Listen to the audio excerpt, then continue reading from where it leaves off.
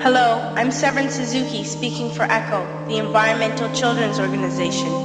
We're a group of 12 and 13-year-olds trying to make a difference.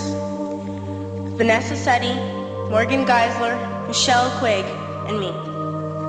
We've raised all the money to come here ourselves, to come 5,000 miles to tell you adults you must change your ways.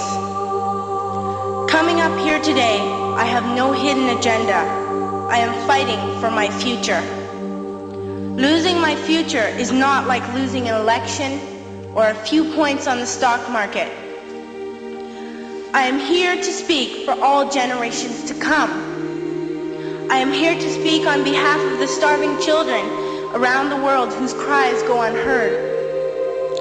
I am here to speak for the countless animals dying across this planet because they have nowhere left to go.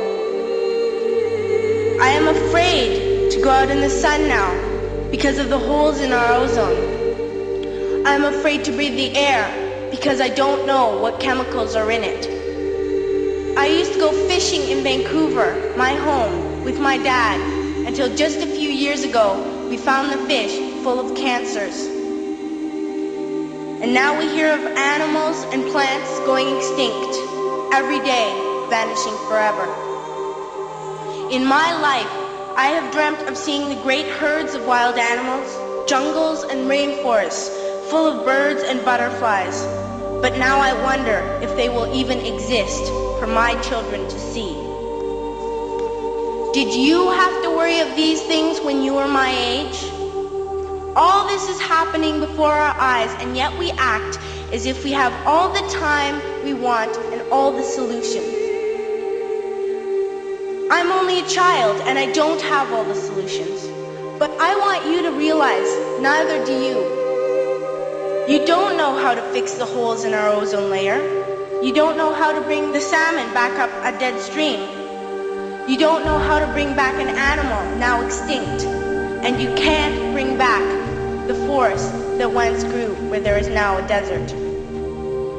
If you don't know how to fix it, please stop breaking it. Here, you may be delegates of your government, business people, organizers, reporters, or politicians, but really, your mothers and fathers, sisters and brothers, aunts and uncles, and all of you are someone's child. I'm only a child, yet I know we are all part of a family, 5 billion strong, in fact, 30 million species strong. And borders and governments will never change that. I'm only a child, yet I know we are all in this together and should act as one single world towards one single goal. In my anger, I am not blind, and in my fear, I am not afraid of telling the world how I feel. In my country, we make so much waste. We buy and throw away, and yet northern countries will not share with the needy. Even when we have more than enough, we are afraid to share. We are afraid to let go of some of our wealth. In Canada, we live the privileged life, with plenty of food, water, and shelter. We have watches, bicycles, computers, and television sets. The list could go on for 2 days. 2 days ago, here in Brazil, we were shocked when we spent time with some children living on the streets. This is what one child told us. I wish I was rich. And if I were, I would give all the street children food, clothes, medicines, shelter, and love and affection. If a child on the streets who has nothing is willing to share, why are we who have everything still so greedy? I can't stop thinking that these are children my own age, that it makes a tremendous difference where you are born.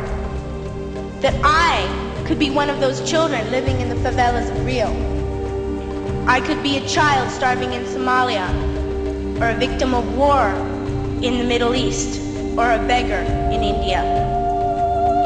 I am only a child, yet I know if all the money spent on war was spent on finding environmental answers, ending poverty, and finding treaties, what a wonderful place this earth would be. At school, even in kindergarten, you teach us how to behave in the world. You teach us not to fight with others, to work things out, to respect others, to clean up our mess, not to hurt other creatures, to share, not be greedy. Then why do you go out and do the things you tell us not to do? Do not forget why you are attending these conferences, who you're doing this for. We are your own children. You are deciding what kind of world we are growing up in. Parents should be able to comfort their children by saying, everything's going to be all right. It's not the end of the world, and we're doing the best we can. But I don't think you can say that to us anymore. Are we even on your list of priorities? My dad always says, you are what you do, not what you say. Well, what you do makes me cry at night. You grown-ups say you love us, but I challenge you, please, make your actions reflect your words. Thank you.